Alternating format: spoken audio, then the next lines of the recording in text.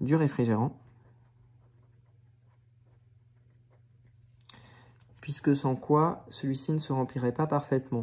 Petite explication dans 30 secondes. Et donc de rendre le réfrigérant plus efficace.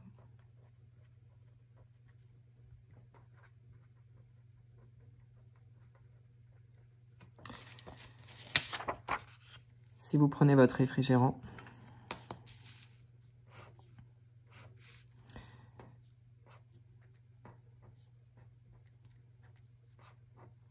et que vous faites couler l'eau du haut vers le bas. Dans ce cas-là, l'eau va couler à l'intérieur du réfrigérant et chercher à s'échapper le plus rapidement possible sous l'effet de la force d'attraction gravitationnelle universelle exercée par la Terre. Par conséquent, toute une partie du réfrigérant qui est ici se trouve non remplie. A l'inverse, avec la proposition qui est faite de faire arriver l'eau par le bas et non par le haut, nous avons l'eau qui doit arriver ici, qui va d'abord remplir la partie basse du réfrigérant, puis ensuite s'élever tout doucement. Et tant que l'eau ne va pas atteindre le niveau de sortie ici, elle ne peut s'échapper du réfrigérant. Et il y a donc que lorsque le réfrigérant est quasiment rempli intégralement, que l'eau va pouvoir s'échapper. Le remplissage du réfrigérant est donc bien mieux assuré. Quel est le rôle de la pierre ponce? La pierre ponce a pour but essentiel de rendre homogène l'ébullition.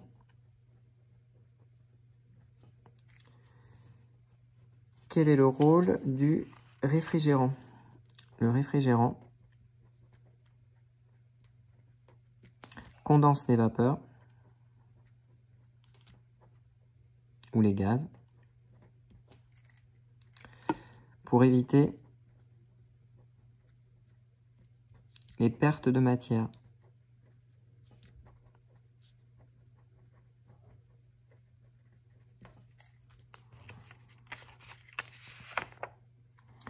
Quel est le rôle du support élévateur? Le support élévateur ne sert absolument pas à mettre le montage en hauteur. Il est là exclusivement pour couper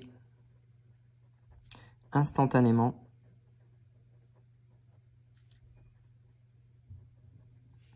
le chauffage. Lorsque la transformation chimique est terminée ou lorsqu'il y a une difficulté, un emballement du montage, il faut impérativement être en mesure de couper très rapidement le chauffage. Pour pouvoir ce faire, on ne démonte pas l'intégralité du montage, on baisse le support élévateur, le chauffe-ballon n'est plus au contact du ballon, et dans ce cas-là, la température baisse immédiatement. La question 13, quel est le double intérêt du montage de chauffage à reflux? Il s'agit d'une question de cours pour la question 13.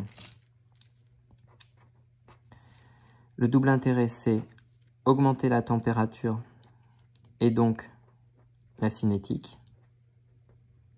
Entre parenthèses, vitesse supérieure de transformation chimique.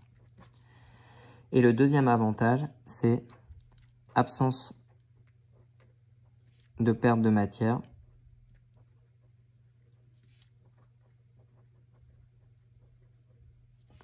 par condensation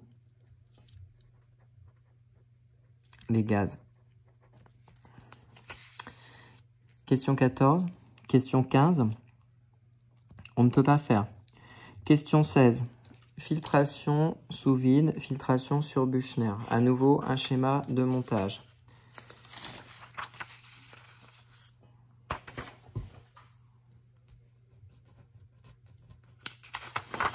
Alors, toujours la même idée. La paillasse.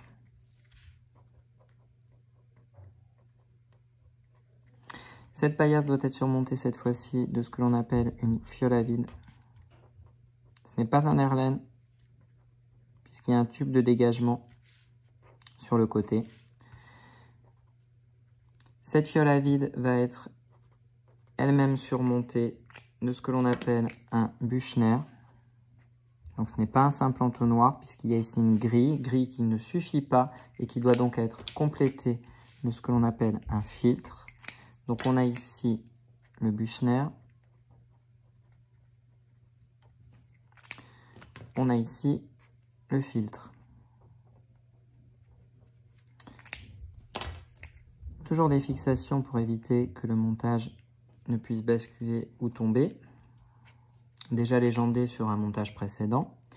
Ensuite, on connecte ça par un tuyau à un dispositif qui s'appelle une pompe à vide ou une trompe à eau, qui est connecté à une arrivée d'eau et qui, en étant traversé par cette eau à grande vitesse, donc un fort débit d'eau, va aspirer l'air qui est présent dans le tuyau. En aspirant l'air qui est présent dans le tuyau, on aspire l'air qui est dans la fiole à vide. Et en aspirant l'air qui est dans la fiole à vide, on crée une dépression qui aspire donc tout le liquide qui sera versé dans le Büchner. Comme on a positionné un filtre, cela signifie que le solide, s'il y en a, qui est présent avec le liquide, restera beaucoup plus séché que si on avait fait une filtration simple. Et en plus, c'est plus rapide. Pompe à vide ou trompe à eau. Et nous avons donc ici une circulation d'eau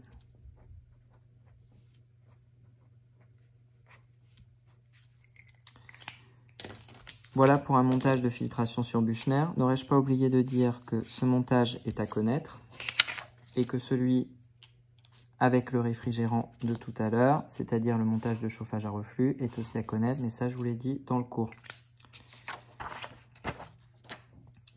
Les cristaux obtenus à l'issue de cette synthèse organique ne sont pas purs, expliqués. Alors, la raison pour laquelle ils ne sont pas purs est assez simple. Lorsque vous faites une transformation chimique, qu'elle soit organique ou pas, donc une synthèse organique ou pas, donc transformation chimique organique, je le mets entre parenthèses puisque c'est très général, vous avez deux cas de figure, 3 pour être total. Premier cas de figure, vous avez des produits en excès. Vous avez des, pardon, pas des produits, des réactifs, belle erreur, donc réactifs en excès. Vous avez des produits secondaires,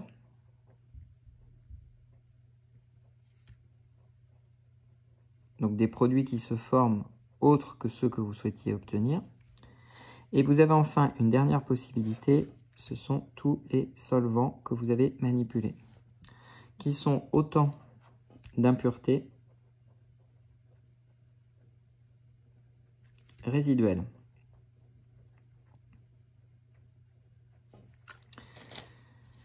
L'étape suivante, qui était donc en violet sur votre fascicule et qui est une étape de purification, s'appelle une recristallisation.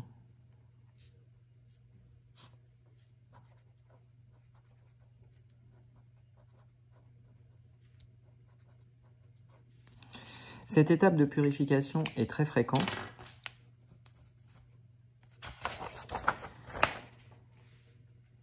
Et je vais l'expliquer dans une petite digression qui va avoir lieu maintenant. Donc, l'étape de recristallisation.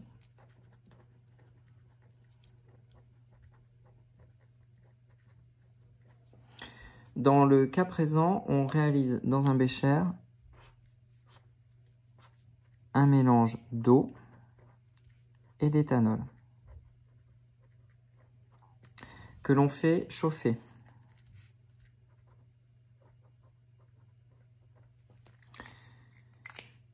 Ce mélange d'eau et d'éthanol, on lui ajoute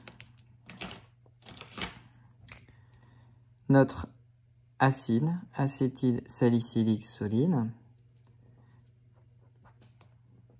plus les impuretés. Si on a bien choisi le solvant, c'est-à-dire ici l'eau et l'éthanol, que l'en plus on travaille à chaud, donc qui augmente la solubilité de toute espèce chimique dans ce solvant, on devrait obtenir l'acide acétylsalicylique dissous dans le solvant, mais également les impuretés. On choisit un solvant dans lequel l'acide